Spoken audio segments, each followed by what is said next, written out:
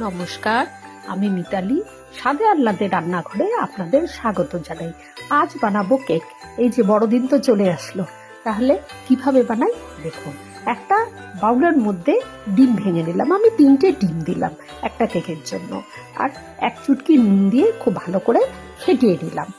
ফেটানোর পর অন্য একটা মিক্সিং জারে আমি বড় 1 কাপ চিনি নিলাম, চিনিটাকে গুঁড়ো করে দিলাম, গুঁড়ো করে আমি ওই ডিমের সাথে মিশিয়ে নিলাম। এবার ডিমের সাথে মিশিয়ে নেওয়ার পর ওটাকে খুব ভালো করে ফেটিয়ে নেব। তারপরে যেই কাপ দিয়ে আমি চিনি নিয়েছি ঠিক তার 1/4 কাপ আমি তার মধ্যে রিফাইন দেব। রিফাইন দিয়ে খুব ভালো করে ওটাকে ফেটিয়ে নেব যাতে খুব হালকা হয়ে যায়। আমি যত ফেটাবো তত কেকটা নরম হবে। এবার যেই কাপ দিয়ে আমি চিনি নিয়েছিলাম ঠিক সেই কাপেরই 1 কাপ আমি ময়দা নেব। ময়দাটাকে এই ব্যাটারটার মধ্যে আস্তে আস্তে করে দিয়ে আমি খুব ভালো করে হালকা হাতে ফেটাবো, খুব যাতে একটু গুটি না থাকে, এইভাবে ফেটিয়ে নেব। বেশ একটু সময় ধরে আমি ফেটাবো। ফেটানোর পর তারপরে তার মধ্যে আমি গুঁড়ো দুধ ছোট চামচের 4 চামচ দিলাম। তার মধ্যে 1/2 কাপ আবার লিকুইড দুধও দিলাম। একটু দুধ দিলে কি হয়, টেস্টও ভালো হয় এবং কেকটা খুব সফট হবে। দুধ দিলে কেক সফট হয়। তারপর ওটাকে খুব ভালো করে ফেটালাম। তার মধ্যে আবার যখন ফেটানো হয়ে যাবে তখন তার মধ্যে 1 চামচ বেকিং পাউডার দিলাম। বেকিং পাউডার দিয়ে খুব ভালো করে মিশিয়ে নেব। দেখুন ব্যাটারটা যেন এরকম হয়। তারপরে শেষে 1 চামচ ভ্যানিলা দিলাম। ভ্যানিলা ছাড়া কেকের সেই গন্ধটা আসে না আর ভালো লাগে না। তারপরে আমি অন্যদিকে একটা বাটি নিলাম। আজকে আমি অ্যালুমিনিয়ামের বাটি ব্যবহার করেছি। সেটাকে সাদা কাগজ দিলে ভেতরটা খুব ভালো করে ঢেকে দিলাম। ঢেকে ব্যাটারটা ওই বাটিটার মধ্যে আস্তে আস্তে করে পুরো ঢেলে দিলাম, আর আস্তে আস্তে করে বাটিটা একটু ট্যাপ করে নেব।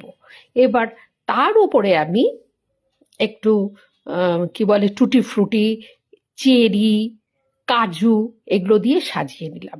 অন্যদিকে একটা কড়াইয়ের মধ্যে আমি নুন গরম করলাম। যেহেতু আজকে আমি কেকটা কড়াইতে বানাবো, তো কেক বসানোর 15 মিনিট আগেই আমি নুনটাকে গরম করতে বসিয়েছি। এবার বাটিটাকে কড়াইয়ের মধ্যে চাপিয়ে একটা ঢাকা দিয়ে ঢেকে দিলাম। ঠিক 35 মিনিট পর আমি ঢাকাটা তুলে দেখি কি অবস্থা কেকটার হয়েছে। ওমা, কি সুন্দর ফুলে উঠেছে দেখুন কেকটা।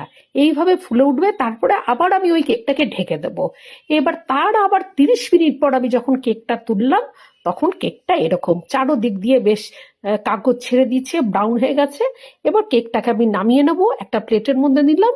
এবার হালকা গরম অবস্থাতেই আমি কাগজগুলোকে পুরো ছাড়িয়ে নিচ্ছি, আস্তে আস্তে করে ছাড়িয়ে নিচ্ছি। আমার যদি বানানোটা আপনাদের পছন্দ হয়, আমার রান্নাটা, তাহলে প্লিজ একটু ফলো করবেন। এবার দেখুন কেকটা ছাড়িয়ে নিলাম। কেকটা ঠিক এরকম দেখতে হলো, খুব নরম, ভীষণ নরম হয়েছে। আর গুঁড়ো দুধ দেওয়ার জন্য টেস্টও একটু পাল্টে যায়, বেশ ভালো লাগে খেতে। এবার দেখুন আমি কেটে নিচ্ছি। এটা খুব সফট, যখন কাটছি এত নরম হয়েছে যে কাটার সময় প্রায় ভেঙেই যাচ্ছিল, এক পাশটা একটু ভেঙেই গেছে। যাই হোক, কেকটা তুললাম, দেখুন কেমন হয়েছে চারপাশটা। যেহেতু টুটি ফ্রুটিগুলো প্রথমে আমি দিয়েছিলাম, ওগুলো টুটি ফ্রুটিটা নিচে পড়ে গেছিল। পাশ দিয়ে কেমন গোল্ডেন কালারের হয়েছে, আর ওপরটা ভীষণ নরম দেখুন, আর খুব সফট। দেখুন কেমন স্পঞ্জি, দেখুন কেমন, আপনি দেখলেই বুঝতে পারবেন কিরকম ফুলেছে, খুব সুন্দরভাবে ফুলেছে।